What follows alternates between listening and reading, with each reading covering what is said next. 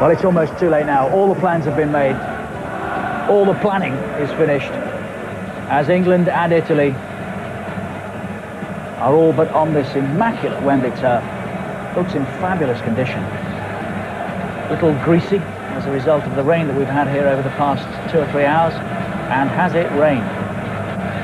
Incidentally, there's one psychological plus for England. The under-21s have beaten Italy at Ashton Gate tonight. 1-0, a goal from Darren Eadie that we saw early in the second half. And all sorts of battles going on here tonight. Teams were late in. The Italians wanted the benches moved so they could be nearer the pitch.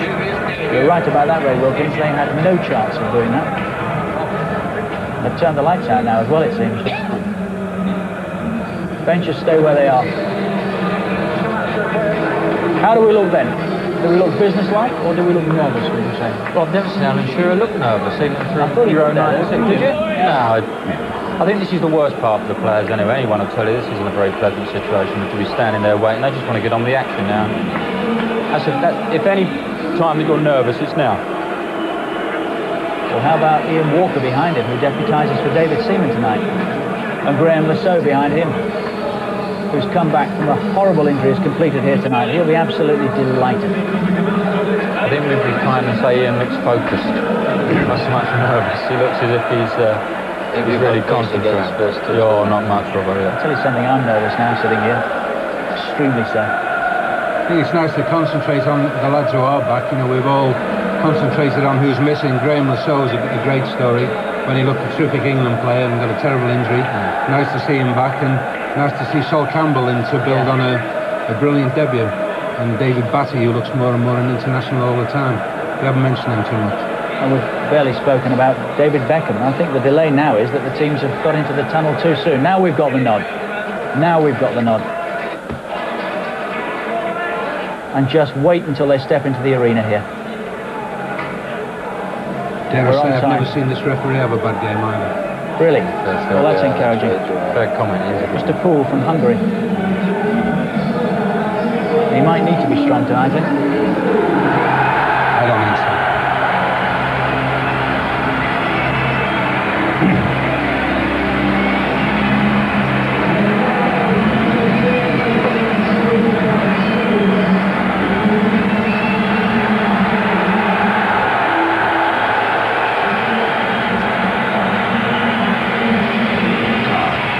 Wonderful atmosphere, Brian, isn't it? Should lift an England international. We heard from Roy Hodgson earlier. He said, well, I'll tell you something, it's not going to worry anybody in the Italian side. They've seen this and more plenty down the years. I suppose that's true, isn't it? Yeah, as a player, it really helps you when the fans are really up for games.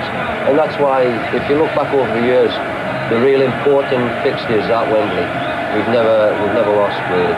We've always won it all. We've always got a point from the big games at Wembley. And the fans do make a difference on that. I mean, Euro 96 proved that, the way the players lifted themselves, you know, all the way through the championships. The expectation levels are so high. 3 points is your immediate thought, but okay, let's put some perspective in it. Would a point here tonight then be a good result? It wouldn't be a disaster, but it means that you've got to go away to Italy and do exactly the same to the Italians of what they've done to you at Wembley. The most important thing is not to get beat tonight. Because it still keeps the pressure on the Italians after that great win in Georgia. They certainly look businesslike, don't they, the Italians? Maybe that's always the case, right? Well, they always do, Richard. They're a very professional outfit. But as Robbo said, like, we're doing exceptionally well as a nation at the moment. Now winning Georgia was a great one. The Italians have got to go there. It's not an easy place to win. The Italians won't even like going to Georgia. They're business-like. They're always going to be business-like. They're extremely professional. But our lads are as well. I mean, we talk about playing in front of big crowds. Our stadiums are actually chock-a-block solid now, week in, week out. And even our young men, veterans, the Nevilles, they're playing in front of 55,000 every week. So there's no reason why they can't handle this situation. Absolutely right. The club football as well has helped. You know, being back in Europe and that, they're experiencing these top European games now, which helps them on the international scene. Amongst the various dignitaries tonight, of course, a very familiar face there of Sir Bobby Charlton, CBE, being presented to the teams. He is our chief guest here tonight. It's a great night for football as well, Richard. Although it's pelting down and people are saying, look at that rain coming down there. But the lads will like a greasy top, and It's a nice night for a game of football. I think Sir Bob there will be pleased about going home with a wetsuit. I think they should have had an umbrella for Sir Bob. I think they really should have done, shouldn't they? He'll be worried about it affecting his hairstyle. I know his problem. No problem though with the faces here, all familiar. We see them week in, week out in the Premiership, bar that one of course, Paul Ince, who plays his football in Italy these days. He's got another good reason for winning tonight. He's got to go back there. Great night, great games to play. Great night. Great night. The under-21s have already won by a goal to nil at Ashton Gate. We'll take that here. National anthems will be sung again live tonight. Very shortly now, Michael Ball will sing the English national anthem. First, Alessandro Bernardi will sing the Italian national anthem.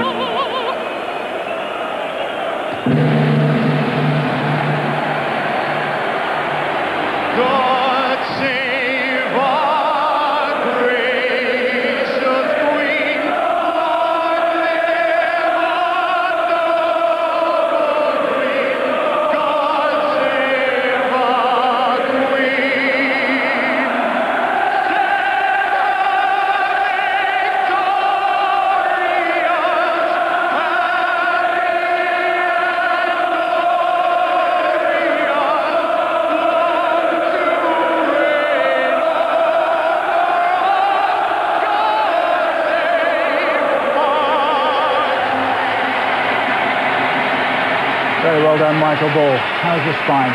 It's not tingling now, it never will be. What a night. England against Italy, live on Sky Sports.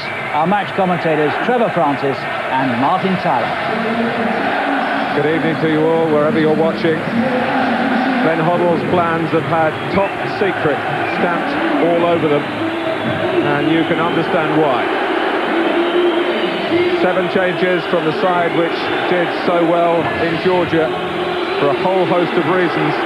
A tremendous responsibility on Ian Walker, a late choice in goal, and Matt Le Tissier, another surprise selection. Graham Lasso also back after a long absence. Recalls too for Gary Neville, Stuart Pearce, Steve McManaman, and of course Alan Shearer. Well, all the personnel have changed. The shape is similar to what we've seen the previous 3 games. 3 at the back and the 2 wing backs. We've only got the 2 in the centre of midfield. I think it's Batty who'll play the more holding role. You'll have to be aware of the forward runs of Dino Baggio, who likes to get forward into the box. Up front, Alan Shearer by himself, but behind him 2 loose players in the Tissé and McManaman. They will get the freedom to roam wherever they see fit to go. Of the English-based Italians, Di Matteo and Zola are in, Ravanelli's on the bench.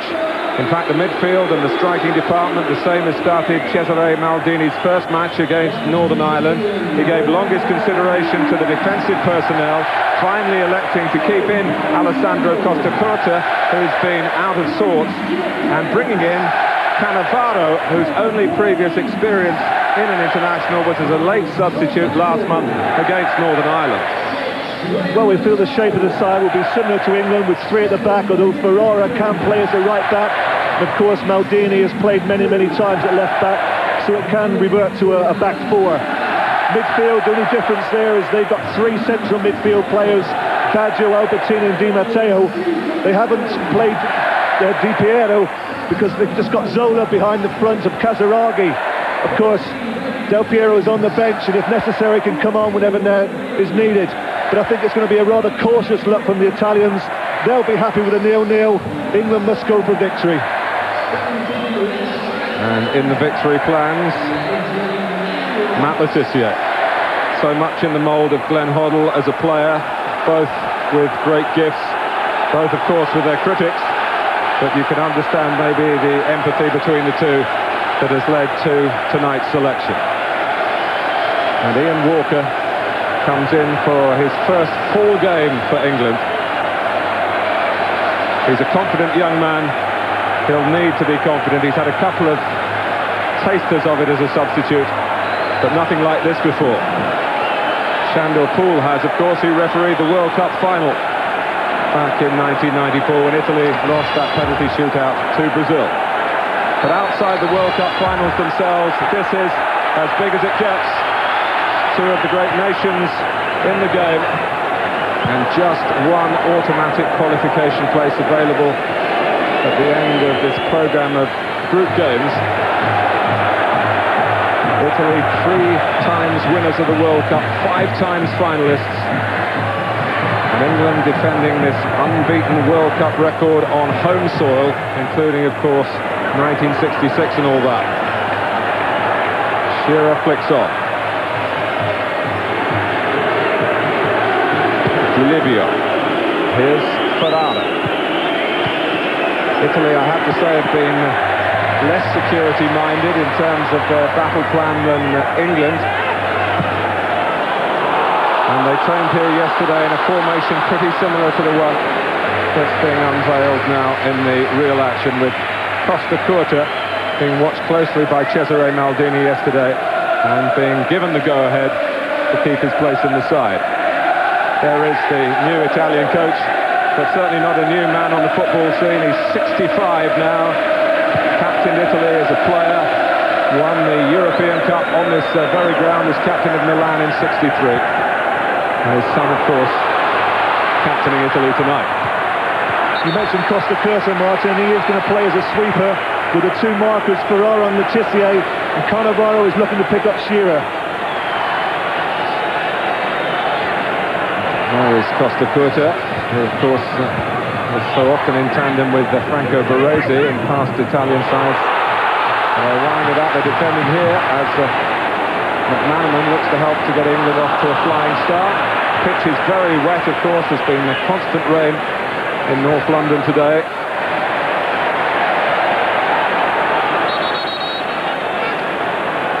And both countries with this 100% record in the group, so something has to give tonight. 3 wins out of 3 for Glenn Hoddle. 2 out of 2 was not enough to keep Arrigo Sacchi in his job.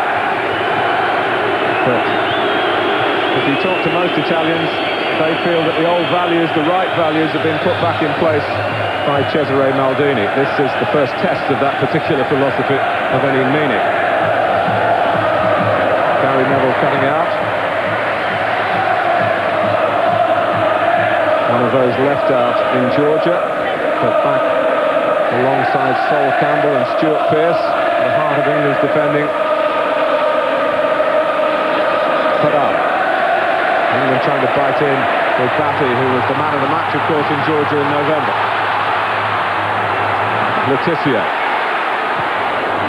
Both for McManaman and Le Tissier, you feel it's an opportunity not just to play from the start, but to play in preferred roles as well. The sort of freedom that they get in their club sides.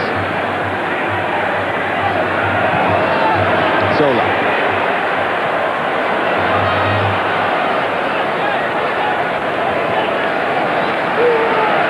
Campbell is a very cool customer and will need to be tonight.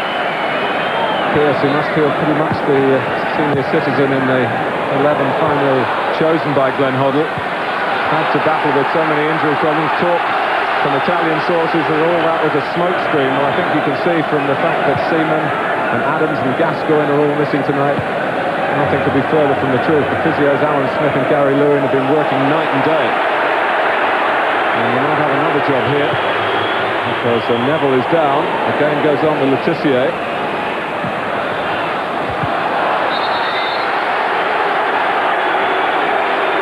this referee doesn't miss too much, Martin. I'm surprised actually he's not got his notebook out, because that was a very late challenge by Kazaragi on Neville. He did spot it, but he's done no more and had a word with him. Neville reasonably quickly back on his feet. Campbell. Here's Pierce. Shearer furthest forward for England. Tessier almost loafing on the left-hand side, but look at that to turn away from Delivio. And Graham was so well forward for England.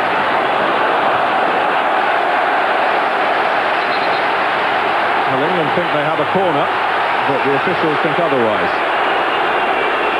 Well, it quite clearly was a corner. The referee wasn't sure. He looked for the assistance of a linesman. Lovely turn from Letizia. And a good run from Lasso in behind. There you see quite clearly, that's a corner. Good climb by Campbell. I think it's important on this left-hand side here that Lasso gets forward as often as possible, because he's going to confront Delivio, who's not a recognised wing-back. Plays in a midfield four for Juventus, of course. Maldini is a recognised full-back, and I think we can get some success down this side if he can attack Delivio.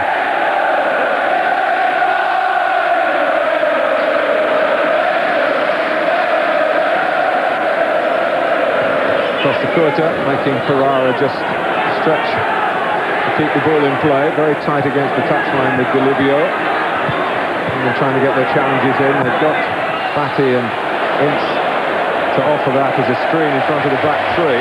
Paul Ince was telling me before the game he's only had a couple of competitive matches since Christmas because of suspension and injury. But his very words were, well, you've got to give it a go, haven't you? And I think all England fans are glad that he's taken that attitude with other absentees tonight. Hasn't been able to train too much over the past few days. And of course, so keen to play against the Italian players that he deals with week in, week out with Inter. Yes, I think it's important that Ince in the starting lineup, Martin, because it's a very inexperienced side. Without the likes of Adams, Seaman, Gascoigne, a lot of inexperienced players. Most experienced, of course, is Stuart Pearce.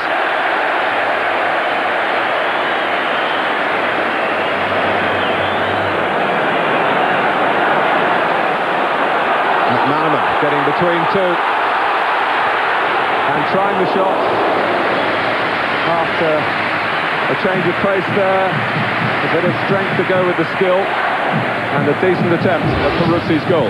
Well, typical McManaman run. Gets in between two players. No power behind the shot. But with it being so greasy, I think it's important that we look for shots as often as possible outside the box. Delivio. Now against Northern Ireland, Albertini pulled all the strings last month, and Steve McManaman, who obviously is operating well forward in England's midfield, is also seemingly got a bit of responsibility in stopping Albertini settling in to meaningful possession, and if it rolls like that he can pick it up himself and set England on their way. Letizia not frightened from that range, and Peruzzi, well, he came off his line well to assert himself. Not the tallest goalkeeper that you'll find in international football. Pushing and shoving by Kaziragi, and that's penalised. That was good goalkeeping, because it was an excellent cross from Beckham, and it was dropping right onto the head of McManaman. Shot from Letizia, puts it in behind Maldini. Good early cross from Beckham, and there it was going straight on the head of McManaman. Yes, there was a lot of toing and froing in the speculation that's gone on apace over the past few days about whether Les Ferdinand would keep his place, and the lack of potential height in Maldini's alternatives to deal with a player who can leap like Lesca. That may be a factor, of course, that comes in later, but at the moment England trying to force it.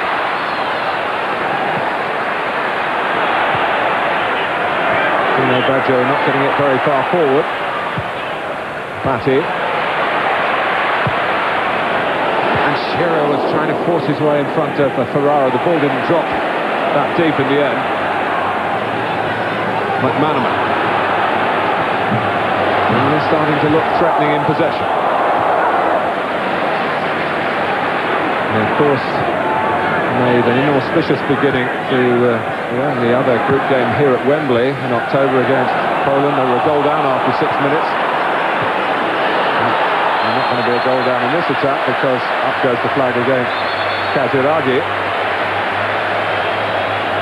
Well, it must have been very tight. Good early ball that was from Zola to Kaziragi. And that's the only fear, Martin, isn't it? That when we do lose possession, we're very, very concentrated at the back, because they can spring so early from a defensive position into attacking one, as we saw there. Well, you think of Italians as volatile, and there's a bit of reaction there from Ferrara, but as footballers, they're very patient and professional. And they ration their attacking ideas. They'll sense the right moment, but they won't overcommit in trying to just face up to England and beat them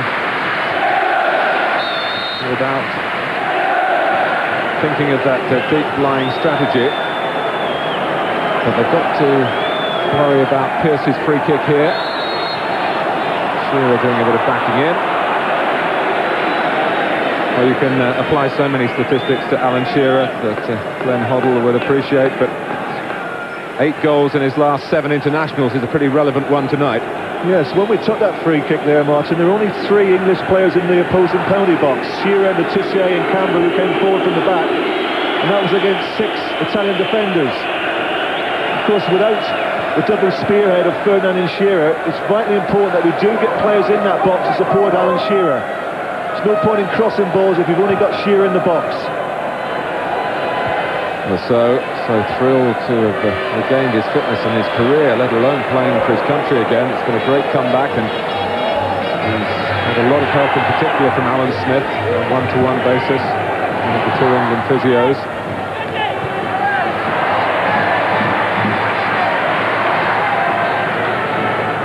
He was injured shortly after playing here against Portugal in December '95, of course, about Euro '96.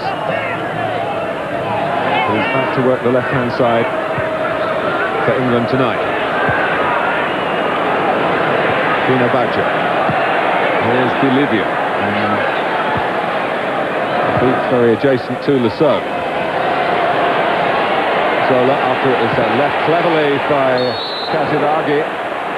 And whereas England didn't get the earlier deflection spotted, this one has been, and it is a corner to Italy. Well, that was clever play, wasn't it, from the front 2, Kaziragi and Zola. Kaziragi must have had a late shout from Zola. There you see it quite clearly deflected for a corner.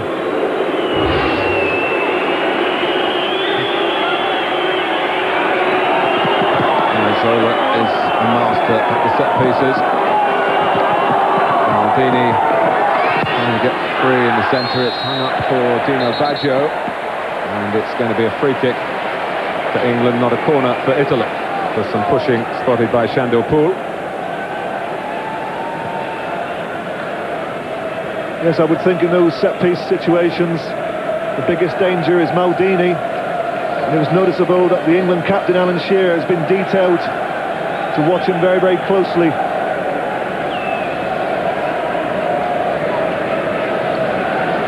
Don't read too much into Euro '96 as far as Italy are concerned. You can easily argue that for a foolish tackle that led to a sending off and a missed penalty by Zola, they could have been here playing at Wembley in June instead of going home early.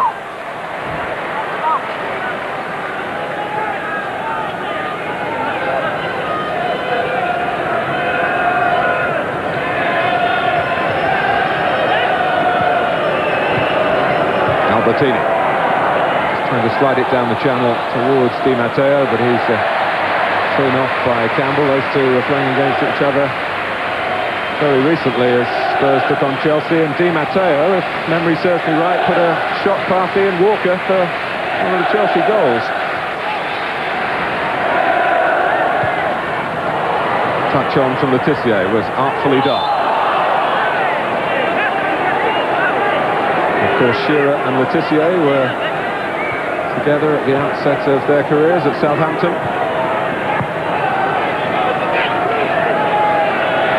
Neville.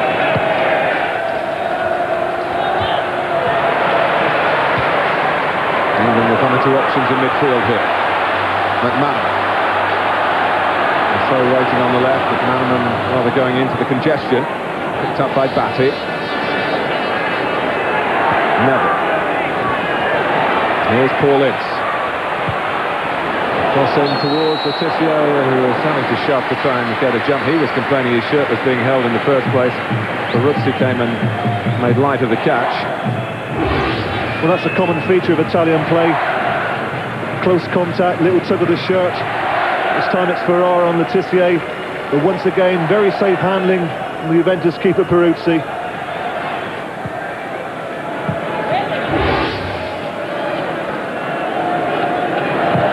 Costa Curta.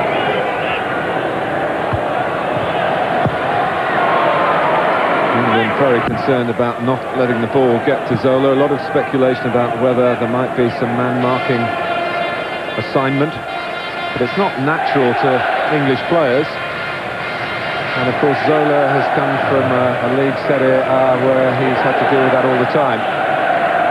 Looks as though the nearest player is going to try and get to him and make sure that Zola doesn't make a real contribution for Italy here tonight. He really is in peak form. He's been averaging a goal every other game for Chelsea, as well as creating so much as well. So, the eager McManaman.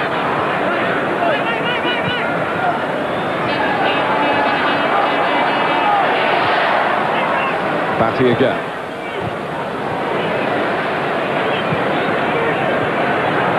Campbell with plenty ahead of him. Batty coming to demand the ball. Ince likewise. Italy shaking up. Ken Hoddle actually described this as possibly a game of one chance. The three central midfield players for Italy are pressing the ball really well, Martin. Albertini, Di Matteo and Baggio making it very, very difficult for England, but England got to be patient and wait for their opening as they're doing now. And Pierce gets in across. Well, it came quickly for Letizia, who took the pace off it excellently, but just couldn't get the shot away quickly enough. And there's a breakaway now for Casiraghi. And chances at either end within a matter of seconds. Zola uncharacteristically not making good contact. Letizia did, but the shot was blocked. It's a great run this from Casiraghi, peels off the back of Campbell, puts an early ball in, Zola's onto it. Well, that's a lucky break for England. And just 30 seconds prior to that, the best chance of the game so far. You want it to fall to Letizia, but an excellent block from Ferrara.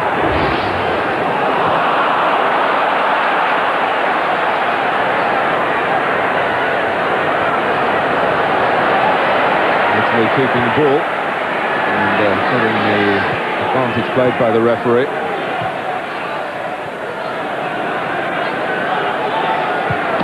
Albertini. Well, it was a bit of a simplification from the England head coach, Trevor. A game of one chance. We've had one chance each in a matter of moments. And it is that slippy, slidey sort of night where it's not going to be easy to defend.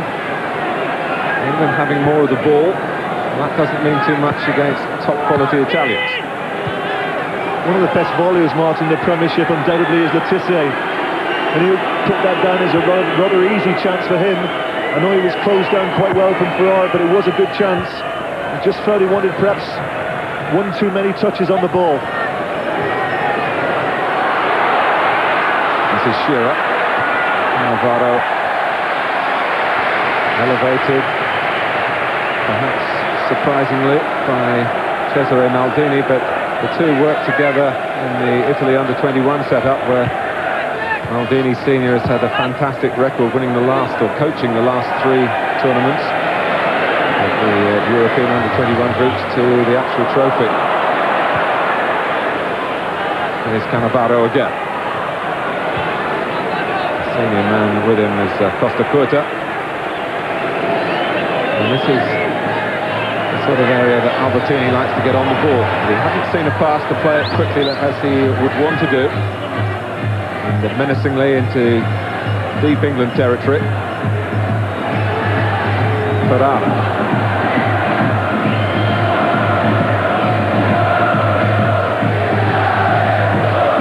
England's turn to try trade space. Costa Curta, it's a terrific ball, controlled by Zola!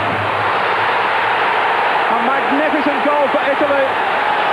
Zola got free, pulled the ball down with real aplomb and thrashed it past Walker with 19 minutes gone. Well, that's poor defending from England. That ball's travelled some 40, 50 yards. Pearce hasn't spotted the run of Zola, he's got in behind him. And when he does get in behind, it's a great first touch and an even better second touch. Walker being at the near post, he won't be particularly happy about that.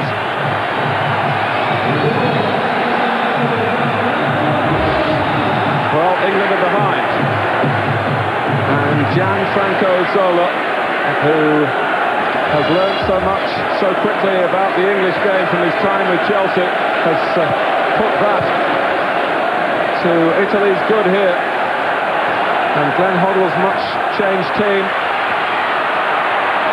have some troubles. Batty. Now Pearce.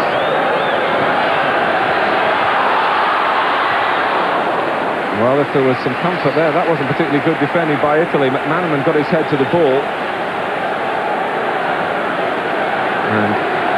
Well, it was made to... Oh, just as we look at this ball in from Pearce. McManaman does well here. He gets it in the back post. A little bit of shot put in the game. Gets his header in. Doesn't trouble Peruzzi. This is the goal. Zola gets in behind Pearce. Was that deflected? Well, Ian Walker had the best view of it, and he could do nothing about it. But Zola, who, if you noted the angle that he scored from against Northern Ireland, very, very similar, and he made the ultimate use of the opportunity. It's all about the result tonight, remember. Although a win will not guarantee qualification, it is a big step for the winners towards it. Especially, you would feel, for Italy, with the return in Rome to come. Yeah, I'm not so sure this ball actually changes course. As Zola strikes it, Campbell comes over. Yes. That is deflected. I think Walker possibly had that covered, and that's deflected into the near post. So I did Walker a disservice. I complained because he was being at the near post, but I think it was definitely deflected off the leg of Sol Campbell.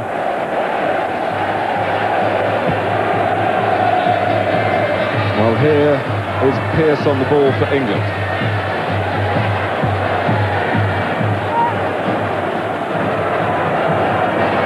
Neville.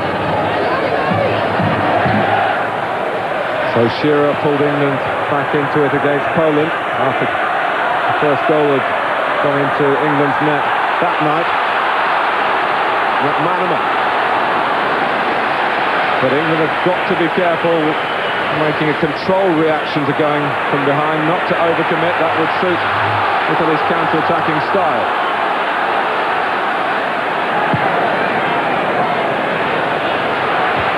Shearer's header. McManaman almost there. I think it was a foul though, Shearer on Maldini. Just using his hands to try and get above Maldini.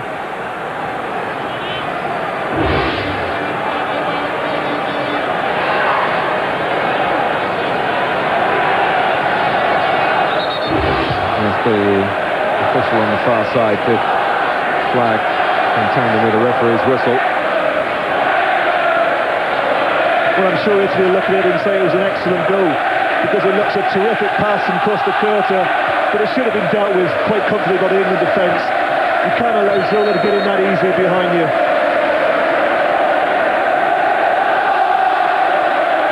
Well, the defence lacking Tony Adams. Gareth Southgate demoted to one of the substitutes. Gary Pallister not in the squad, of course. He's had injury problems recently. Hasn't played really enough games to warrant selection.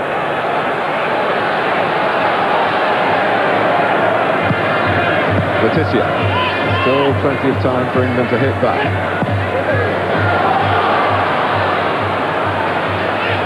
Glenn Hoddle has got so much right so far in the 3 previous games. He's furiously scribbling there. Glenn Roeder, who's been assisting, the England training alongside Van Hoddle up in the stand.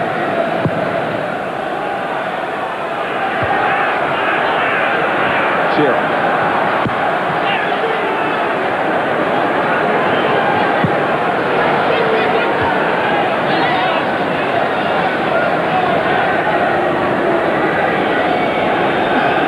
Zola, who is a wonderful combination of a player who you can give the ball to his feet in a deeper position and he can hurt you with a pass, but he's got a goal-getter's instinct as well.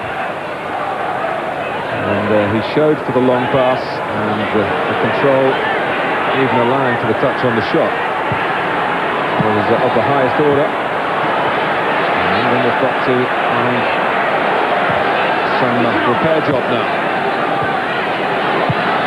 Albertini, cut out by Campbell.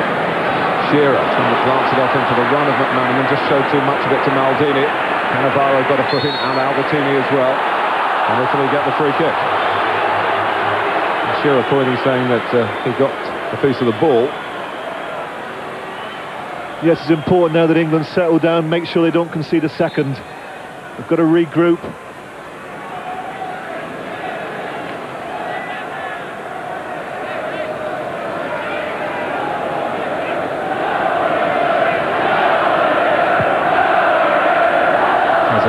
Climbing for this one, looking for the run of Maldini and to some extent finding it, although it dropped behind the captain. Albertini, Di Livio coming in from the right, defended by the Zola shot! And Walker with a greasy ball, a swerving ball to contend with, just poured it away and it's gone behind for the corner. Once again, wonderful skill from Zola, flicks it up on the volley, really tests Walker. Great bit of technique from the little man. Well, Shandor Poole very hot on spotting some pushing here from attackers from the corner. A corner that came courtesy of Walker's save from another impromptu piece of inspiration from Zola. I'm very impressed with the front two for Italy, especially Casaraghi at the moment with his running. Obviously Zola's taken the eye with his ability on the ball, but every time Italy get it in the deep area, Casaraghi is spinning off to England's right-hand side, trying to get in behind Beckham and Neville, trying to pull Neville into a wide position. Di Matteo working with Zola. Chelsea connection. It's another free kick to Italy. England finding it hard to stem the tide in that part of the pitch at the moment.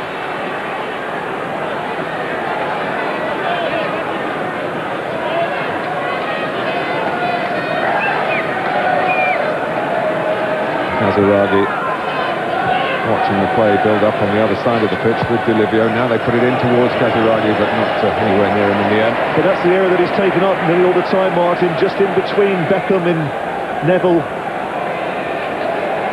And he is useful in the air. I would say he's a typical English centre-forward, actually. Very physical, excellent running, doesn't score the amount of goals that he should do for a centre-forward, but a tremendous foil for Zola.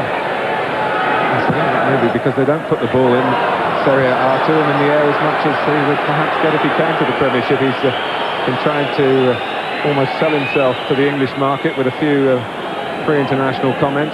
Gigi Casiraghi. He's a real honest battler, and others around him with the finesse, as we've seen, to England's cost already. Yeah, he's actually playing the same sort of role that Shearer's doing for England. The difference is that Casiraghi's very, very familiar with this role, whereas Shearer seldom plays it. And I think that's the difference. That's what we've actually got, Trevor, is Italy reverting to a style of play that is very much deep-rooted in the Italian game, although one or two of the leading clubs have had success with a more zonal system, if you like, four at the back. Cesare Maldini, steeped in Catenaccio. Whereas England, even after Euro 96, still on a learning curve as changing from basic English tactics.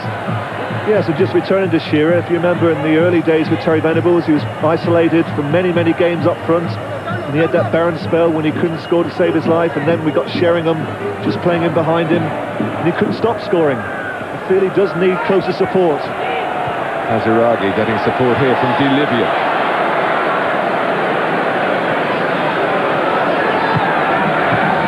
Zola.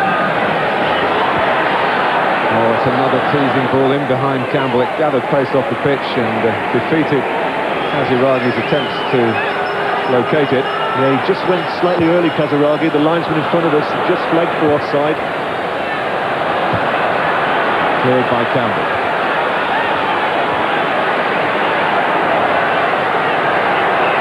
Maldini.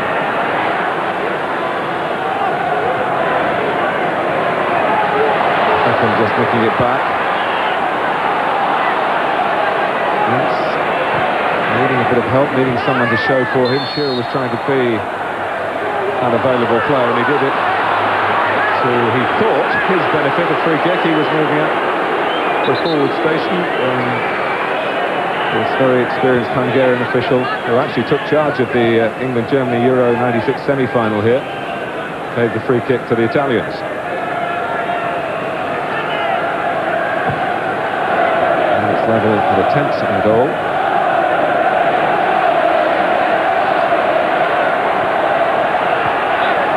Oh, and it's a short from Batty, taken up by Maldini. There's blocked from Ince. Maldini again. And if he could have just rolled that back, there was a real chance there for Kaziragi, who stood there almost praying that the opportunity was going to come. England were very grateful that it didn't. There's a very uneasy look about the home team at the moment, with half an hour gone, goal down. Pearce.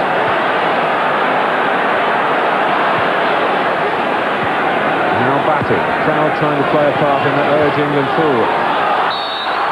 And blocking there unfairly by Filippo on Graham Rousseau. England have a free kick.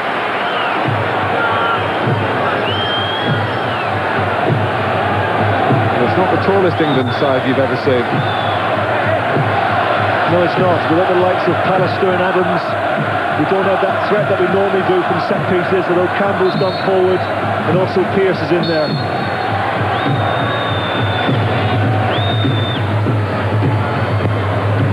Takes it. There's always, of course, a chance of Pearce getting a knockdown like that. Maldini at the other end of the pitch, though, after David Batty's mistake. And the son this time with another chance here to get the ball back for Kaziragi. The son not pleasing the father. Sorry, Dad.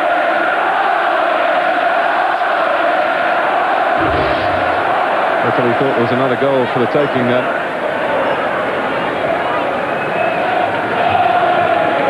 Here's Ferrara.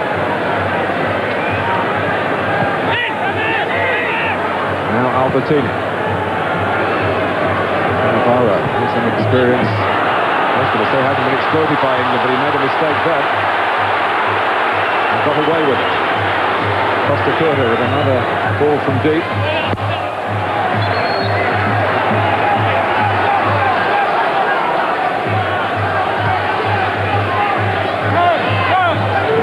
Monumental match at the moment, going Italy's way.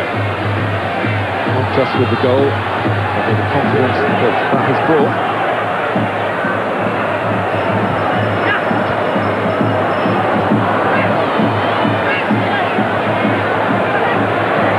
Batty, this is better from England. Until it came to a shot from Beckham, but that was touched as well, and an Italian foot diverting it for a corner. Well, it's the first time that Beckham has got away from Maldini, comes into a more central position where he prefers. That quite clearly is deflected.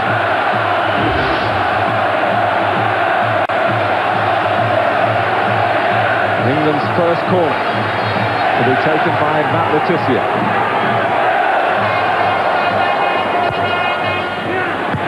Barussi opts to power it away with both fists, quickly reclaimed by Rousseau.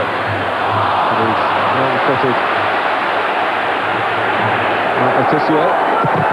New Jersey-Guernsey connection there. And the referee just running across to make sure nothing was going to develop between that little tussle. Tissier and Di Livio. Just over 10 minutes to go to half-time. And do we already, Trevor, start second-guessing Glenn Hoddle about changes? Well, it's not gone as he expected. The last thing he wanted was for Italy to take the lead. We all know how good the Italians are at defending. I said before the game that they come with a rather cautious look. I think it's built around them. The back three and also the midfield three are doing a tremendous job in the way they're pressing the ball. England find it very, very difficult to create any sort of worthwhile chances. The only one they really had, which fell to Letizia, was from a poor cross actually from Pierce. That was deflected to Letizia. Referee taking exception to the tackle by Campbell. Coming through the back.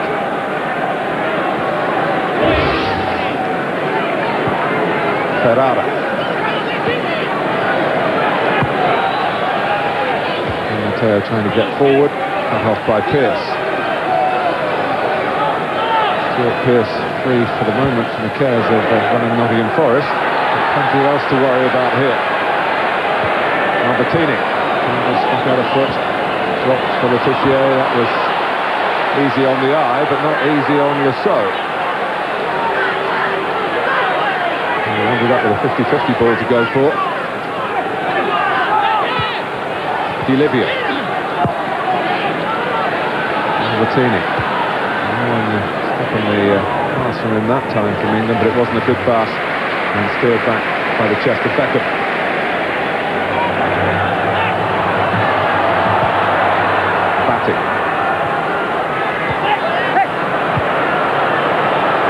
Well, we don't want Beckham to be playing in those areas, do we, all night? So effective this season, the more central areas in Manchester United. Maldini is pushing him further and further back. He's virtually playing as a right back at the moment. Yes, and you can't help thinking that was planned by Cesare Maldini, because Paolo Maldini played in the central defensive three against Northern Ireland. But has been put into an area where he's a very expressive man.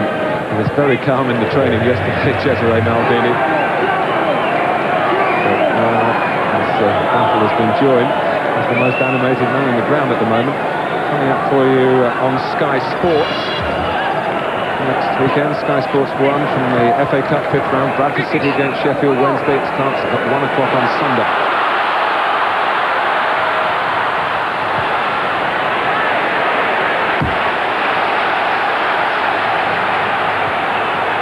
Batty.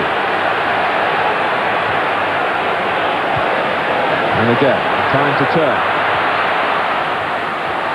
Ince, but Ferrara there first, ahead of Shearer. Well read by Gary Neville. And he's able to take it on. With the type of enterprise that England need, but not the end product that England will be craving for in this situation. Remember, only the winning team of this group have an automatic right to go to France, but there is, for the runners-up, a playoff situation. But there's still a lot of this game, let alone the rest of the fixtures, to take into account before we start writing off England's chances of getting the automatic slot. Difficult games for both these nations away in Poland to come. There'll be some changing around. When the two countries were in the same qualifying group 20 years ago, it was 2-0 to Italy in Rome, 2-0 to England here. Italy went through on the goal difference, the result of better results in the other matches, so we should give those other games proper priority. All the English eggs aren't in this particular basket.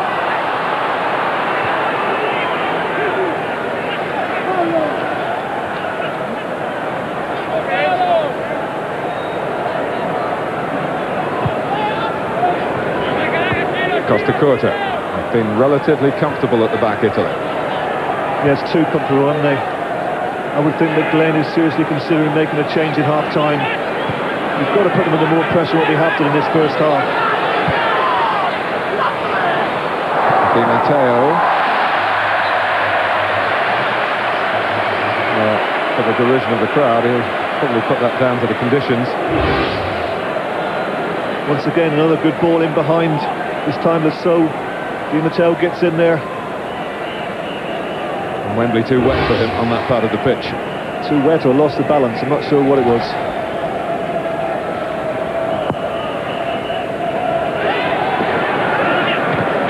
Beckham calling for that. It's just a drop off him and be available to play that sort of pass to McManaman. Beckham again, 3 in the middle for England. Letitia! Just spun away from him, straight away by Ferrara. McManaman. Ince going in, full commitment, fouled, free kick. That's what we're going to do more often, Martin. Get balls into the penalty box. They looked uncomfortable then. The ball almost fell loose from Letitia. We haven't put enough balls into their box. Well, England have got plenty of alternatives when it comes to the set plays. Beckham, of course, Letitia. And surprisingly, in this situation, that side of the penalty area, not Stuart Pearce. Letitia's moved away. And David Beckham in front of the great Bobby Charlton, to whom he's been likened already. Bobby scored so many great goals for England on this ground. Like all English fans, hoping maybe that there's something beckoning for Beckham.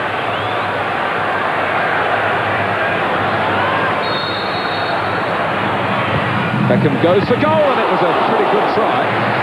Peruzzi couldn't be sure it wasn't bending inside the post. He had to dive across and make the save. He handled the ball well. Well, the accuracy was there, just needed a little bit more power, didn't it? Ferrara. It was a very good try from Beckham. Pearce. What a tonic an equaliser would be before half-time for England! Oh, from the moment it came off Letitia's head, you thought it might be there because Peruzzi had misjudged it. He didn't get to it, Letitia did, but it was wide of the mark. Once again, Italy in trouble from the cross. Peruzzi comes, gets nowhere near it. That's another great chance fallen to Letitia. Good ball in from Batty. Just needed to be on target, and we would have been on level terms.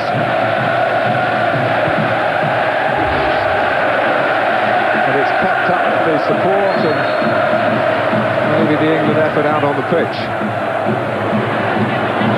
Ince, who really started it by earning that free kick with a typical cavalier burst with the ball at an awkward height. Italy have been backpedaling since then. Batty. Ince again. Oh, certainly fouled from behind by Di Matteo. Ince didn't like it.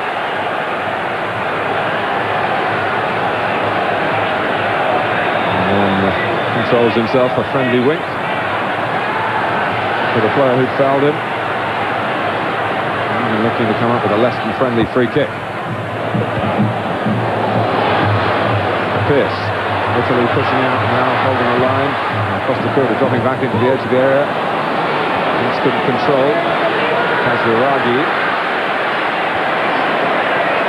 Ince actually made the wrong decision, didn't he? Should have just helped it on into the box. He tried to bring it down on his chest, and that was the signal for the Italians to immediately press him. England could have been in trouble on the counter-attack from Italy. Yes, having to play safe.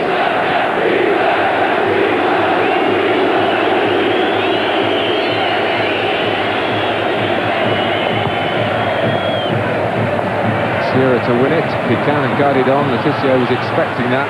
Didn't quite fall fluently for England then. Olivia. Matteo. Holding off his opposite number, David Batty. Neville. A real test of England's self-belief here. It's much respected opposition, but not invincible opposition. Pearce. And signs from the good crosses, but England could find a way back into it, and Peruzzi opting to punch again. Pearce. Rousseau. Batty.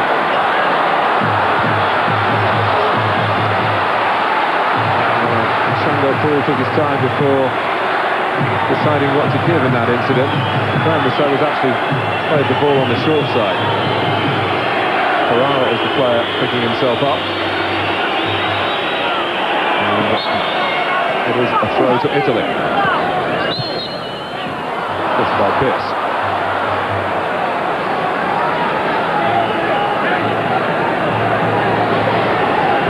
Have you seen enough, Trevor, to say your message is get Les Ferdinand on? Well, I'm convinced that if we adopted the old English approach, getting in wide areas, getting the ball into the box, putting the Italian defenders under pressure, we would certainly get more success. I think at the moment we're trying to probe in midfield, trying to outpass them, and that is very, very difficult against a side who are pressing extremely well. Yes, the counter-argument, I suppose, is that the two up front just falls into a natural system of marking for the Italians. Two with the one covering. But these two, Ferrara and Cannavaro, aren't very big. Nor is Costacurta known as a player who's authoritative in the air. But he's showing plenty of authority on the ground. Martin, we've seen on many occasions when that ball's played in the air and Ferdinand's coming on a run, you can't mark that. Well, we're close to half-time, and the chances for both coaches to evaluate what we've witnessed. And there is the half-time whistle. And Italy have the plaudits from the first 45 minutes and a goal from Gianfranco Zola of Chelsea. After 19 minutes, the long ball from Costacurta, and Zola, with the help of a touch off Sol Campbell, beating Ian Walker, who was called in late on for the injured David Seaman. Glenn Hoddle scratching his head, and no wonder at half-time at Wembley in this vital World Cup qualifier. It's England 0, Italy 1.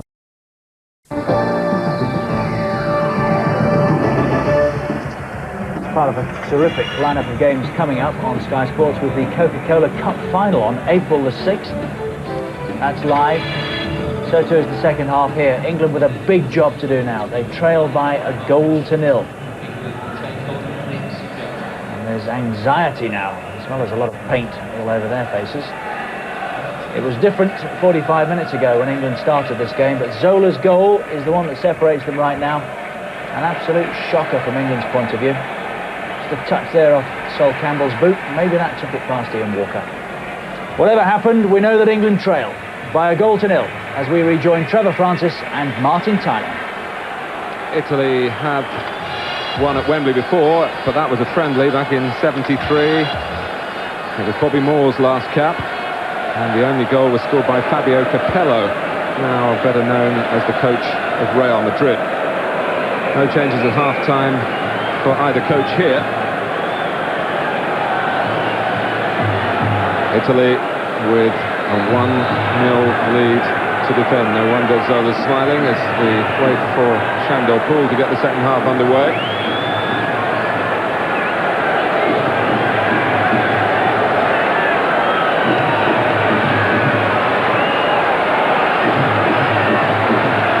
Elaborate checks from the referee. England champing at the bit, we can be assured of that. With 45 minutes to turn this round. Di Matteo. I have to say, from what we've seen so far, Italy more comfortable with their strategy than England have been. Once again, a similar run. Asked them to do. Sorry, Martin. Once again, there we saw a similar run from Zola, which got the first goal. Just spinning in behind Pierce. Good climb on Shearer, who's seen very little of the ball, but Ferrara's actually damaged himself perhaps as he fell. Game goes on, and the referee must be tempted to call a halt. He'll be glad to have the opportunity to do so, which he has done now. Probably going to be a free kick to England, but it'll be some attention here for Ciro Ferrara. He went up with Shearer.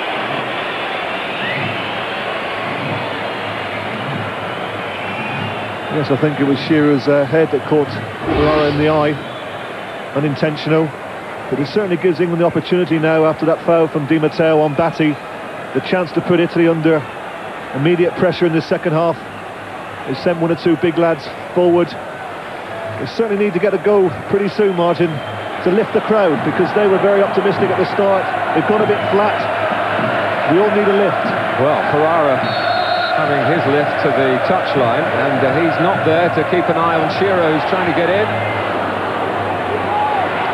And Italy having to just improvise a little bit in their defensive marking.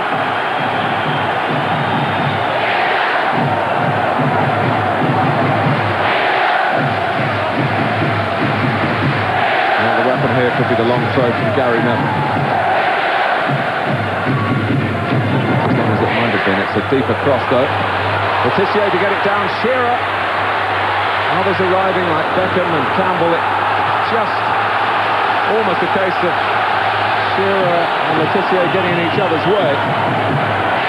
But it is the authentic longer throw from Neville this time. Italy only get it away partly, put back in by Ince, then Albertini wraps his right foot around it and manages to clear Italy's lines. Meanwhile, Ciro Ferrara is back off. And once again, the ball falls to Letizia initially, tries to get on his chest, then Shearer tries to get the shot in.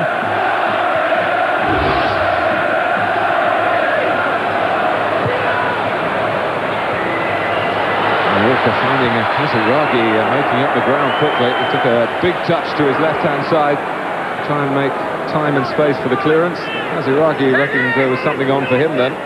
But that's typical of the pressing we've seen all evening from the Italians.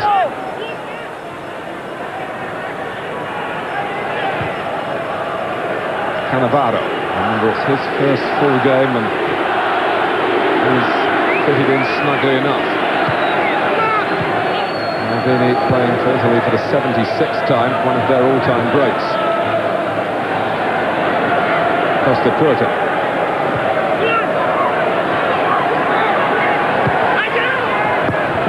Livio, Albertini, Kaziragi, good play, and there's a runner from midfield, and it's Dino Baggio, and there were problems again for England with the sheer coordination and movement of the Italians. Well, it all ended with a great run from Baggio. Goes free, tries to lift it over Walker, puts too much on it, but a delightful ball there from Albertini, gets in behind the England defence. Well, Dino Baggio had a great World Cup in '94 in the USA, got a couple of really vital goals and they path to the final, and he was in England's goal then, and Stuart Pearce maybe kicking his boot onto the ball and forcing the inaccuracy with the shot. Albertini's pass was threatening. Here's the playmaker. Here's McMahon. Now the shot. Seeing some space and really accelerating into it. A tenacious run. A reminder of what he contributed in those early internationals under Terry Venables, who gave him his chance at this level. Good determined run this from Lasso. He's under pressure to get the ball in the box. Nobody makes the run to the near post.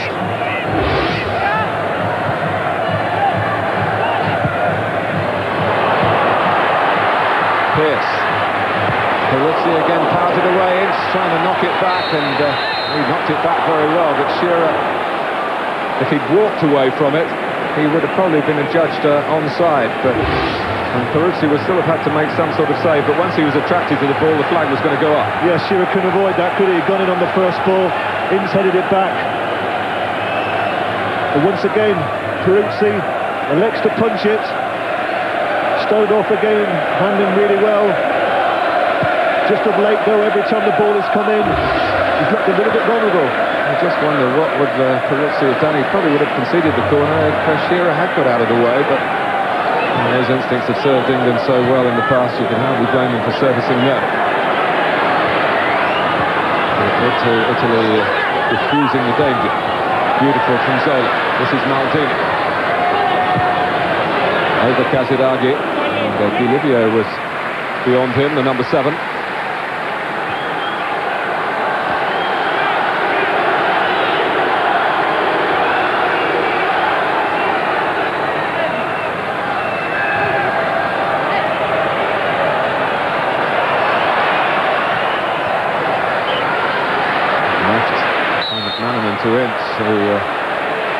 defence and some tumbling.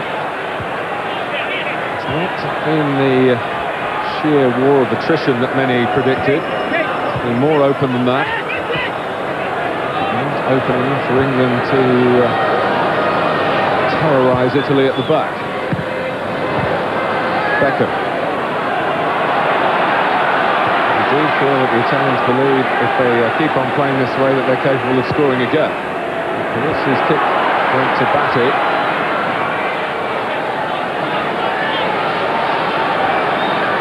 Remember, against Poland, England recovered from that early goal very quickly. Shearer struck twice before half-time for Glenn Hoddle. No one has struck for him tonight. Harry Lewin biting the fingernails there. Summing up the feelings of many an Englishman at the moment.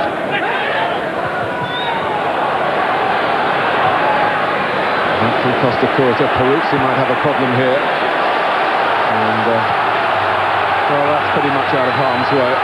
Goalkeeper who played such a big part in Juventus becoming winners of the European Champions League last season.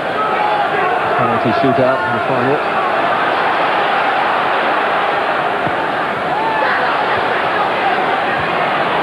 Nudging it forward to the willing Kaziragi, but he turned back into trouble. Play on, says the referee, and England were happy to do that with Beckham. And it's produced a corner. Costa Curta having to stretch and strain to intervene. Up comes Campbell, up comes Pearce.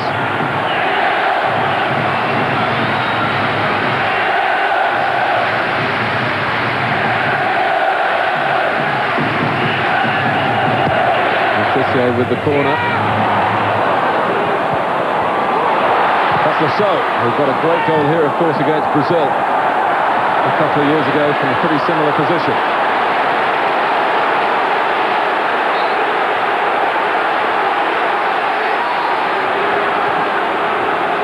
Well, the crowd below us, Martin, slightly unhappy with that. I felt that Tissier just jumped over that ball there, should have gone in, made contact with Di Matteo.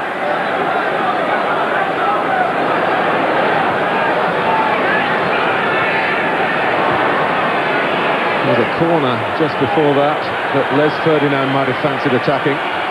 Yes, it was actually their smallest defender. Cannavaro got the header clear, totally unopposed. Di Matteo, Kaziragi, Ferrara. It's one of the poorer balls forward played by Italy, and Batty. And Beckham trying to come up with some perceptive play for England here. Letizia to take on Cannavaro, but not get past him. Beckham, Shearer calling for it deep. Spotted by Beckham, Shearer up well behind the three, gone into the middle. Ince was coming on the scene at great pace. England have lifted the tempo of their play. They've still got to do it in a pretty controlled fashion. Otherwise they will be vulnerable to the counter-attack. Pearce. Very little shove by Dino Baggio on McManaman. Are we clutching at straws there? Nothing given. Free kick now against Ince. Well, he should know. He plays with them every week. Well, that's how to win a free kick when you're under pressure. Certainly relieves the pressure, wins his team a free kick, calms everything down. You learned that when you were playing in Italy. I learned it before I went to Italy.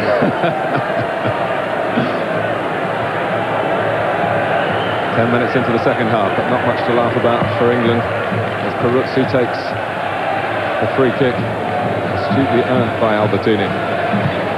Pearce.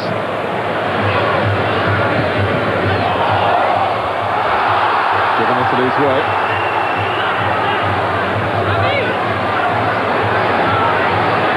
Di Matteo. Pearce using the left when many would have swung the right. Cannavaro.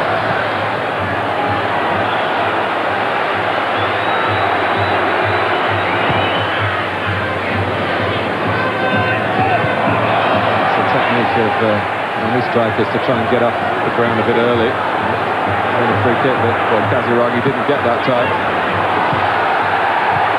Letizia. The Italians snapping in midfield. And they can't get a controlled pattern of play going from that part of the pitch. And under Gascoigne, The judge not to be fully fit, not involved tonight, not even on the bench.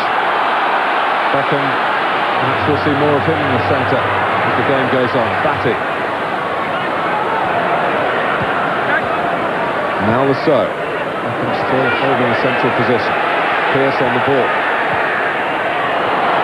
It's a clever play from Graham Lasso. Letitia and Shearer in the centre. It was really fired across by Pearce. It wasn't the worst ball we've seen from England.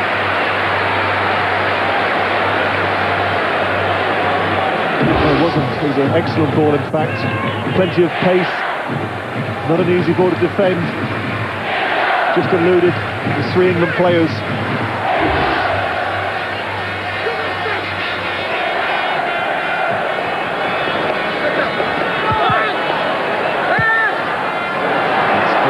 Beckham, and it's picked out. Shearer. Albertini having to deal with an awkward bounce and the presence of Batty. Room for Zola. That could spell trouble for England. But, Batty got back to make a challenge in, but only deflected the ball forward to Di Matteo, and Zola takes it up and worries England again. Kaziragi just trying to work the ball to his right to make half a yard for a shot. Didn't come off the hip. Signs of Les Ferdinand increasing the output in terms of tracksuits coming off. Shearer. England need the captain. And he was looking for others to his left. Albertini. Di Livio and Costa Curta. Albertini. Kaziragi booming it beyond Pearce, but way beyond Zola's chances of getting it. It's almost as if Glenn Hoddle said, well, we'll give it 15 minutes at the start of the second half and see what happens. And that 15 minutes is almost up. Well, he's obviously given the team selection careful deliberation, Martin, and when you've selected that side, you know, he's probably thinking, well, that's my best side, why change it at half-time? It's a lovely ball from Letitia, who may be about to be replaced out to Lasso. Led to the cross. Now Iggs. Shearer. Matt Letitia. Time might be running out for him in this game. Pearce. Bit of pressure from England though. Pearce trying to emphasise it, but he pushed it too far ahead. Albertini calming things down for Italy. Ferrara though in a bit of a panic-stricken mode then, but he's got it forward well, and Italy have kept the attack going. With Roberto Di Matteo, one Chelsea player has already scored. Beckham. Letitia to the left. Shearer through the centre. Italy funnel back. Letitia crosses, only Shearer to aim for. Couldn't find him. Ferdinand waiting. Is this the moment? The ball's out of play.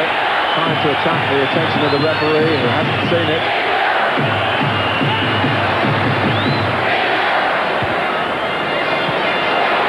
It's Inks.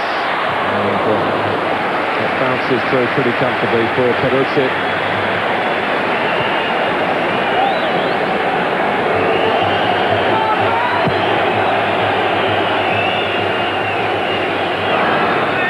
Ferdinand, who of course scored in Georgia when Shearer was absent with that hernia operation.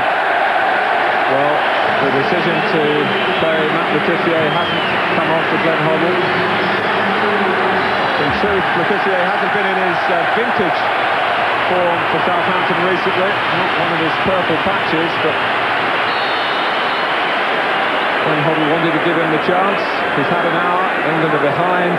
Ferdinand is on, and that will give a more physical sense of support for Alan Shearer. The Newcastle club colleagues, 40 goals between them at club level this season, are in harness again in the international scene.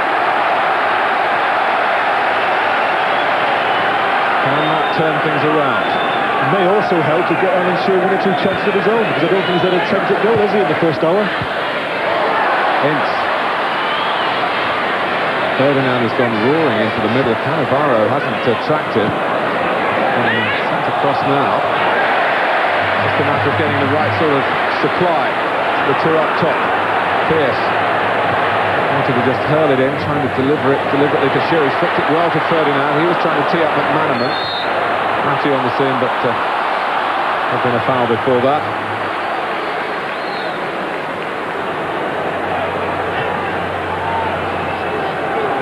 Zola. His goal after 19 minutes. Putting England in this sticky situation. Batty. Well, the thing about that, Peruzzi was a long way off his line, carrying the angles and all that, good thing to do, but if there'd been a little bit of dip on it, which there was on the shot in the end, it rather died away. Had it been on target, he would have caught the goalkeeper out. Nobody comes to close down Batty, so he decides to have a shot. But as you can see there, I think Peruzzi realises that it's going wide, doesn't make too much of an attempt.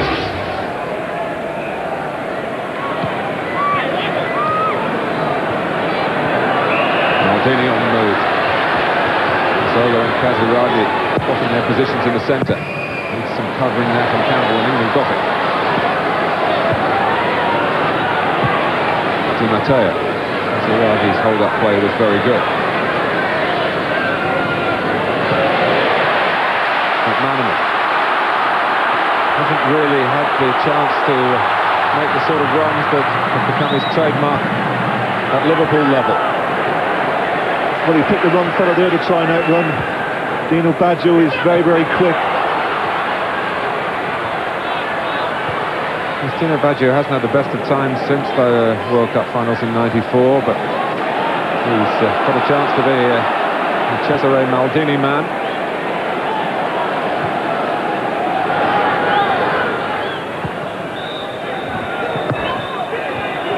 Lasso. And there's the footsteps of Shearer being dogged again by Ferrara. It comes from that mould of Italian defenders, the Gentili types, who are pretty impassive and very, very hard to pass. But England have a free kick. The vast majority in a crowd of 75,000, hoping for something here akin to the summer nights in Euro '96 on this Ash Wednesday in February. England hoping their World Cup hopes of going on automatically aren't in ashes. Once again, another free header for Italian player. I was going to say defender, but it was Casiraghi there who was back defending for his team. Completely unchallenged and heard the ball clear. Might drop for Shearer. He's scrapping for it, so is Inks. That's Graham Lasso!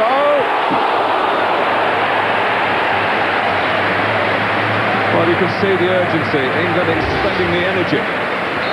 Yes, I think once again you'll find that Peruzzi has it covered. Shot comes in from Lasso, hits the side netting. And one or two on the opposite side of the ground thought it was in the back of the net. But Peruzzi, the man who counts, he had it well covered. Well, England forcing the play. Circumstances dictate that. It hasn't been done with controlled, cohesive play too often, but it's done with plenty of spirit.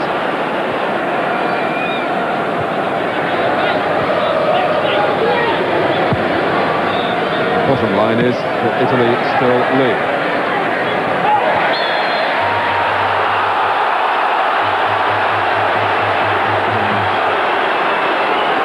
Every free kick, they'll take a little bit of extra time over. This is given against Dix.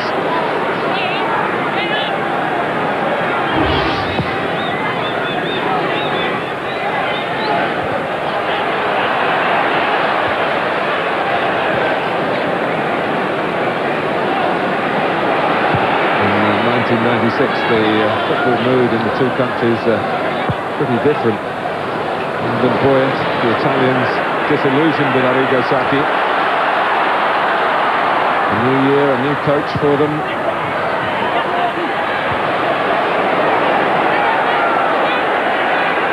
And looking for some of the substance of what happened here last summer. Here's Gary Neville, who twisted onto it with a hand. Well, that's really a harsh decision, that. He's gone in for the 50-50 challenge with Maldini. The ball's come off, it is his hand. I can't believe the linesman's given a handball there. There you see a fair challenge. Don't tell me that's intentional. That's what he gave it for. But there's nothing Gary Neville could have done to have avoided that.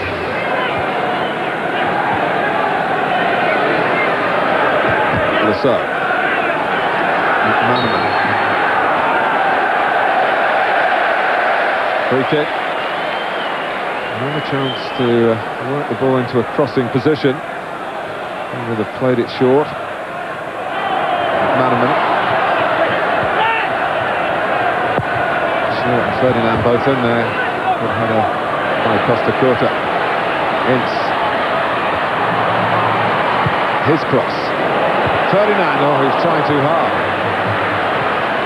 And a little bit more relaxation on it. And that's the sort of supply that England will be looking to give the substitute. Yes, I'm sure Les will appreciate that good early ball in from Ince. Gets it onto his right foot, fires it in. Ferdinand gets in between Maldini and Cannavaro. But unfortunately, it's not a particularly good header. Well, there's just under a quarter of the game to go. And England are feeling the threat of Gianfranco Zola once more. Pearce, and he's annoyed with those around him. He was the last outfield player. He needed to make it his, and he did. Well, once again, we see the pace of the Italians. It's been a feature of this play. Every play over the first 10-15 yards is so quick.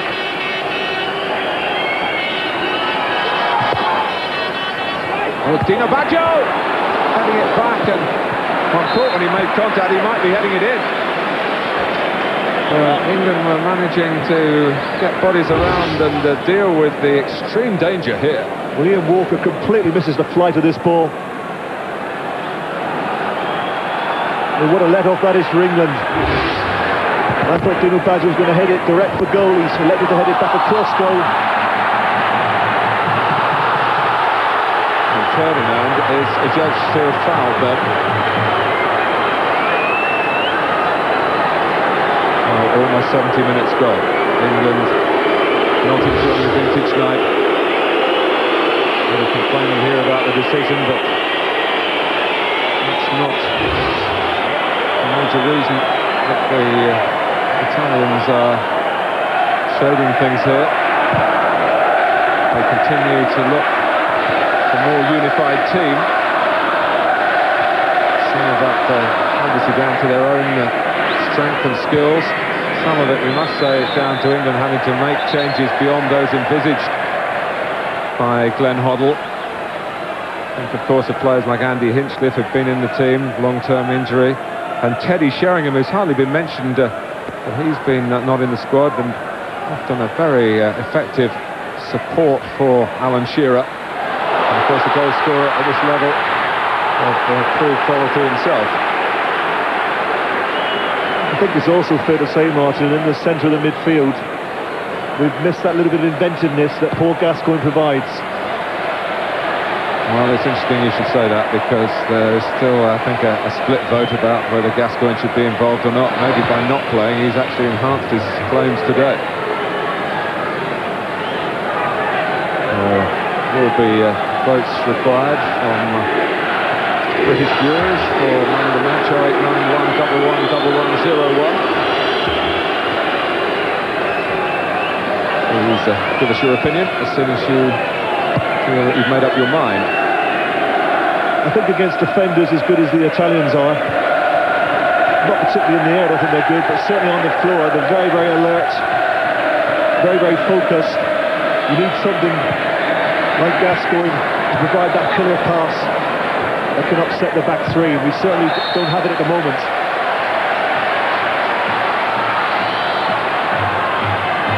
Steve McManaman's instincts to use the ball and run at defenders with it at his feet rather than necessarily looking for the first and earlier pass. So asked to challenge for that with Delivio. Still time for England to turn the night of despair at the moment to something of a far happier nature. Well, that's a bonus, the free kick. I couldn't quite see what that was for. It looked a fair challenge from Delivio. The wheel accepted. It wasn't the greatest ball to Graham Lasso, but his jump for it at least was willing enough, and a free kick has ensued, which Lasso takes himself. And what made Peruzzi reach up and turn it aside, probably in Lasso's mind, was looking for Ferdinand, who was coming in from beyond this near post as we look, the far post from Lasso's position. Yes, it wasn't the best of free kicks, and I think we can be thankful that we got a corner from it.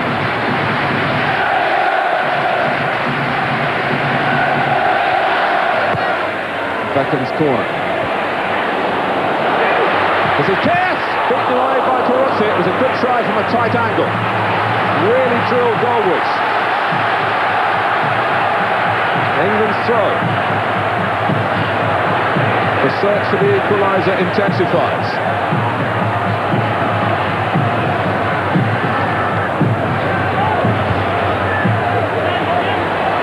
Pearce heads it back in. Campbell going for it. Ferrara jumping well.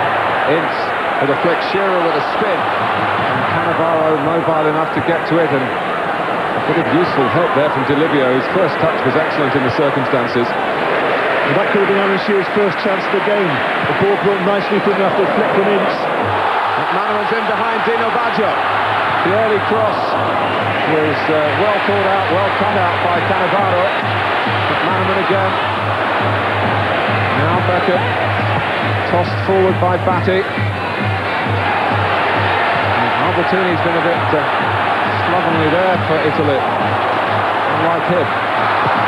McManaman did well to keep it in. Might have been handballed by Beckham. That's given, and England still have it with McManaman and Batty. Ince. And they needed the insurance of Costa Curta, then did Italy.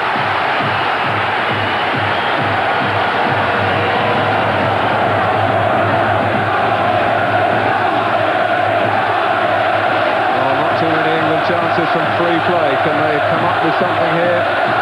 From a rehearsed routine, from a huge throw from Gary Neville, and the challenge there from Shearer that certainly unsettled Peruzzi, but in the mind of the referee, fouled it.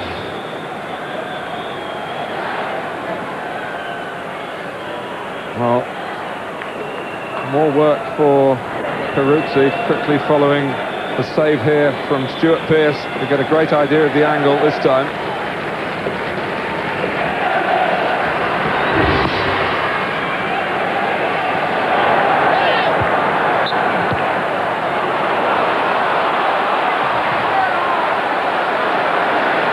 Ten Hoddle considering other attacking options.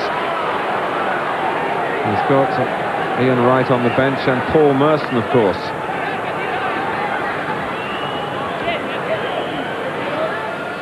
The options for coaches, you can use 3 substitutes from 7 players named. And they've used one, Les Ferdinand, for Matt Letizia. Here is Ferdinand. McManaman. Beckham is there. Ferdinand and Shearer. It's still with England and McManaman, but the flag is up. And it ends disappointingly. And more vital moments pass. And Cesare Maldini is going to make a substitution. Well, as the ball comes in there, Les once again gets his head to it. Directs it straight to McManaman. Unfortunately, he's offside. Well, Casiraghi, who's run so unselfishly at the sharp end for Italy, goes off to be replaced by Fabrizio Ravanelli of Middlesbrough, of course. who scored 3 goals already in Italy's World Cup campaign. 2 in Moldova, the winner at home to Georgia. And England remove Steve McManaman and bring back from the international wilderness Paul Merson, who's been sorting himself out in a way that I don't have to document again for you, but it's been a great credit to himself, and he's had 2 full years in the firing line for Arsenal, but now gets his first cap since he played against Greece in May '94. He's in great form. And Ravanelli, Ince exchanging views.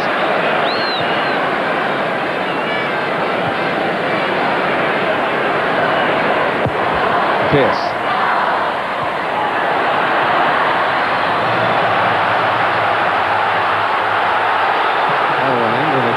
Feel that they're at the wrong end of the decision. They were all massing towards the centre for a corner that's not going to come. Well, I can't believe the referee didn't see that it was deflected, otherwise I'm sure it had to have given the corner, but I think we'll see here the ball. Well, it doesn't come off Les Fernand. That's a definite corner.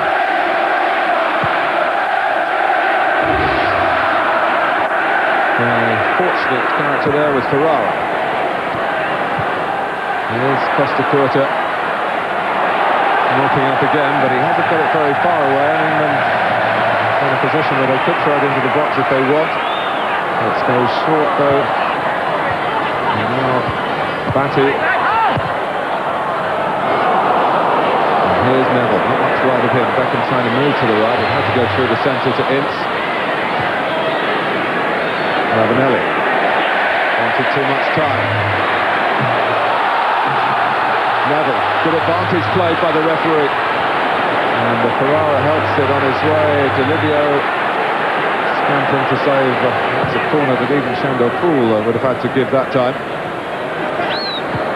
But Delivio prevented the ball crossing the line.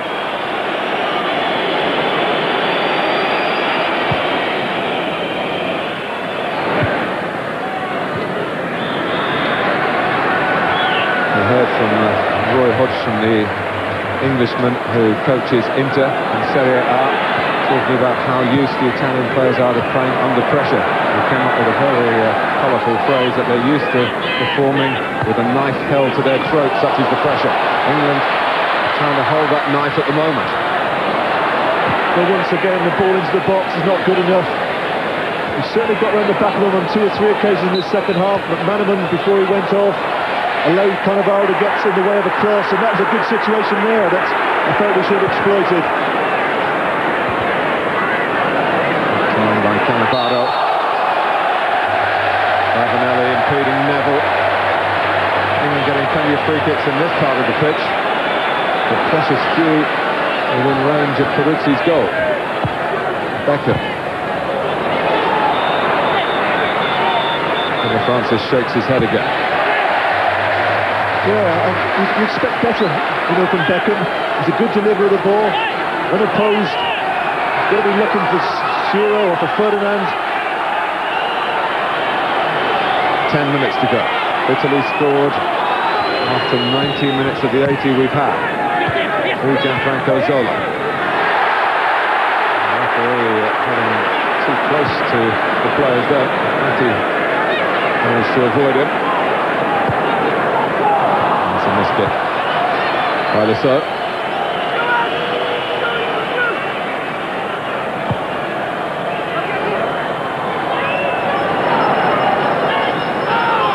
England, remember, have never lost on home soil in the World Cup.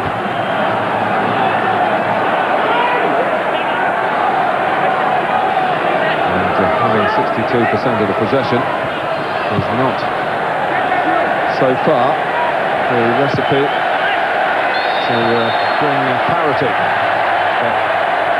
The free kick count rising.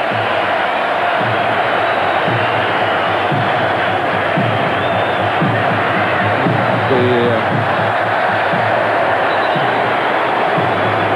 delay in the taking it is free kick.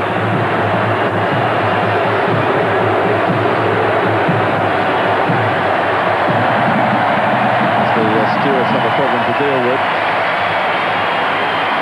England, with ambitions to host the World Cup finals, will be keen to avoid anything that might be construed as crowd trouble.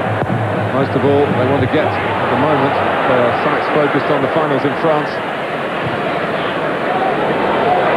Shearer gets his head to it. Merson, and then from so close, Sol Campbell, whose touch was crucial on the one goal that we've seen in England's net. Well, surely this must be a corner. Well, perhaps not. It's certainly another good chance. Merson, slightly wide, gets his shot in. And Italy survived. There haven't been too many moments when England have felt like that, coming so agonisingly close. But they're looking for the grandstand finish here against a nation that are masters at taking the heat out of the situation. Lasso. It is a corner to England. Treated with a certain amount of irony, the pointing this time. Beckham sprinting across to take it. Italy have pulled everyone back.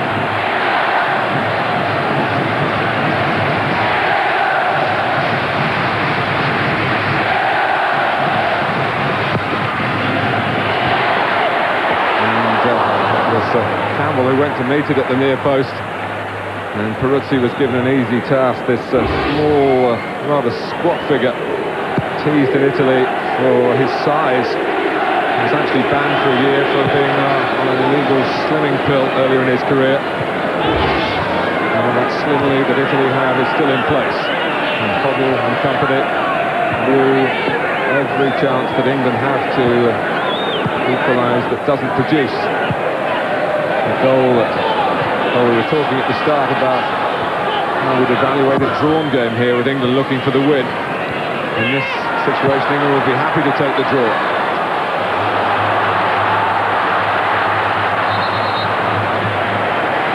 Well, it's the senior England players here at Wembley tonight. For Sky Sports viewers, it's the youngsters, the schoolboys, the start of the Victory Shield at Ninian Park tomorrow. England in action in Wales.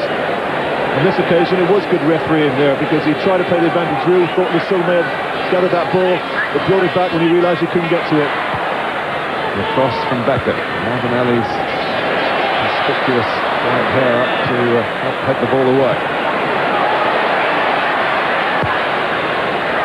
Neville's cross. Ferdinand was trying to shoulder Ferrara out of the way, and that takes a bit of doing. Ravanelli.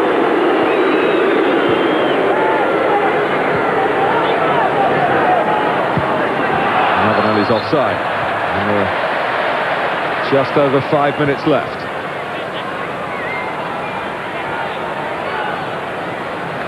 England had won 3 out of 3 in the group. Italy closing in on making it 3 out of 3 themselves. Ince went offside there, although Merson was trying to come back, and I suppose that's open to interpretation.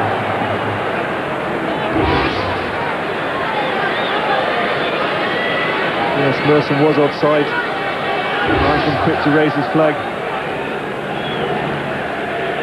No votes for the man of the match, 0891 11 1101.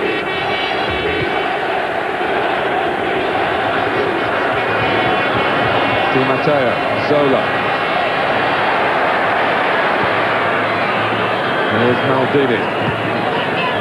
Radiating composure for Italy. These players have made much capital over the past few days. The Italian players coming here saying, well, we don't expect the atmosphere, even a Euro 96 style support for England to be too different from what we deal with week in, week out in our club football. Mercer almost sliding it through for Becker. Gino Baggio colliding with Ince, who has been penalised. the most part, Trevor, and Italy have needed a little bit of character and inspiration extra. They've had it. Yes, they've been comfortable, haven't they? Virtually for the whole 90 minutes. I can only recall one outstanding chance that we've actually had. That fell to Letizia with his head when Peruzzi came out and got nowhere near the cross.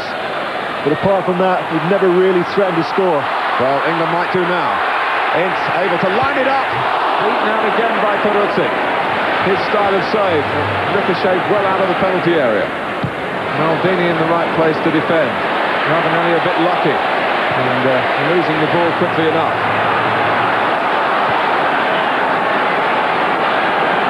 Pearce. Over Ferdinand. Met by Maldini. Zola. Pressed by Batty, but not discomforted by him. Di Matteo, Ravanelli, and Maldini. Quite in harmony with Ravanelli's run. Well, Ian Wright was brought on late in Georgia in different circumstances. A flick from Ferdinand. Merson on the gallop.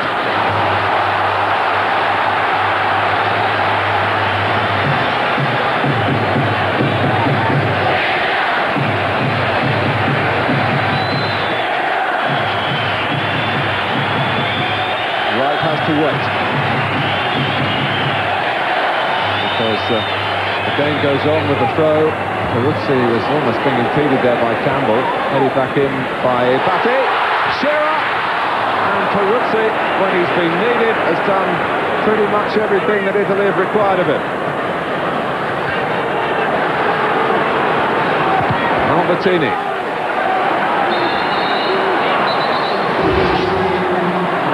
Well, this is an excellent save, isn't it, from Peruzzi? Possibly offside there, Campbell, but the linesman allows it to go. And Peruzzi is so quick off his line to smother the shot of Shearer. David Batty has gone off. Ian Wright is on. And we're dealing with seconds here. England, who came here wanting to win and set Italy back, still trying to salvage some reward from a game in which scoring the first goal was always going to be particularly crucial. And Gianfranco Zola was able to do that. Here he is in the 90th minute of the match.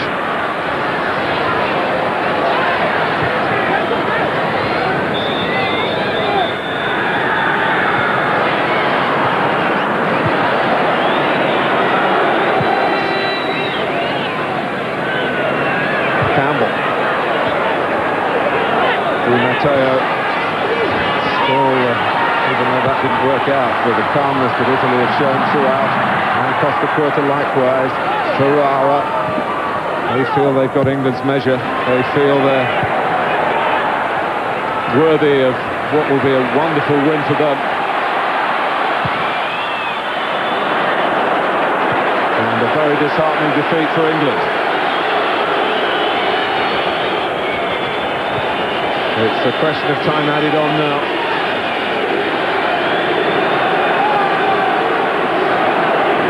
And Hobble's selection kept secret for so long, but when the plans were called for out on the pitch,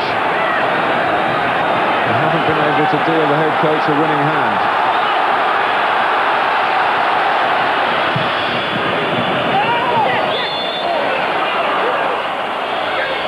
And even a sign of a little breakdown of communication there between two of the England players, Ince and Neville.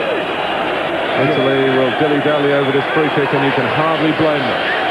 Yeah, Ince was annoyed with Neville because he wanted the throw-in to be taken much quicker. Well, it's going to be just a tactical change now to use up a bit of time, and the goal scorer is going off. Diego Fuser to come on for Zola.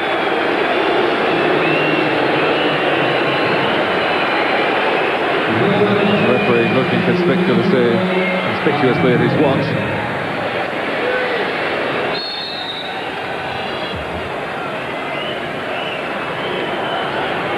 So Costa Curta to pull towards Ravanelli.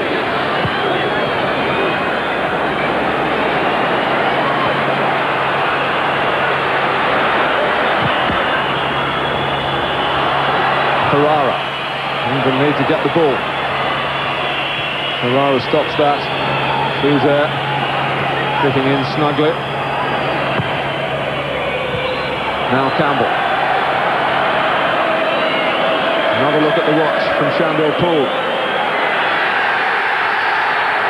It's England's first defeat on home soil in a World Cup context. A magnificent night for Italy. Gianfranco Zola's goal after 19 minutes, delighting their new coach with the old values, Cesare Maldini. The Italians have made themselves firm favourites for the automatic route to France. This was the goal that did it. England with such high hopes under Glenn Hoddle after 3 straight wins. Trevor Francis brought down to earth with a wallop at Wembley tonight. Yes, and I don't think we're going to have too many complaints. It wasn't an outstanding performance from Italy, but they were so organised. I think in Zola, the outstanding player on the field, great technical ability. He's the match winner, and they certainly deserve to win the game. All is not yet lost for England. Still half their group games left, including the return in Italy in October, and there is room for recovery.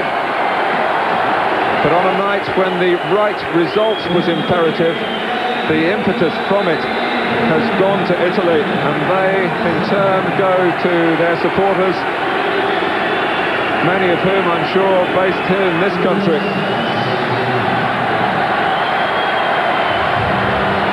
England's much changed team go off head bowed. Matt Le Tissier there summing it up so much. A night of real disappointment, and let's get an instant reaction from England's captain Alan Shearer, who's with Nick Collins. Well, Alan, commiserations. It wasn't for want of trying, but why didn't it happen for England tonight? It just didn't happen. We've had 1 or 2 half chances. We've never really created a good chance. We've kept them at bay. I mean, all the second half were in their half, but without creating a decent chance. Ultimately, do you think the experience that was missing because of the injuries to the likes of Seaman, Gascoigne and Adams was crucial? Well, you're going to miss players like that because they're world-class players and quality players. But having said that, the players that have come in couldn't have done any more. We've worked extremely hard, and as you said, it wasn't for the one to try, but it wasn't to be. Can England still qualify, do you think, despite this setback? Yeah, of course we can qualify. We said before the game it would make it extremely difficult for us. But having said that, both teams have still got to go to Poland. Sneaky feeling they'll take something. We've still got to go to Italy. We know it's going to be extremely hard, but what can we do? Psychologically, they must have a huge edge, though, now. It's England's first World Cup defeat at Wembley. Yeah, they've got an edge, of course they have, because they've got a game in hand now. If they win that, then they go 3 points clear. But as I said, both teams got to go to Poland. We've got to go over there. It's far from over. All right, Alan, thanks for talking to us. Italy favourites now. Next plate of pasta will stick in the throat, won't it? 1-0 as a result of Gianfranco Zola's goal there. Italy winners at Wembley tonight. Man of the match, give us a call. 0891 111101 is the number as usual. 0891 111101. And we'll be back with the thoughts of Ray Wilkins, Joe Royle and Brian Robson very shortly.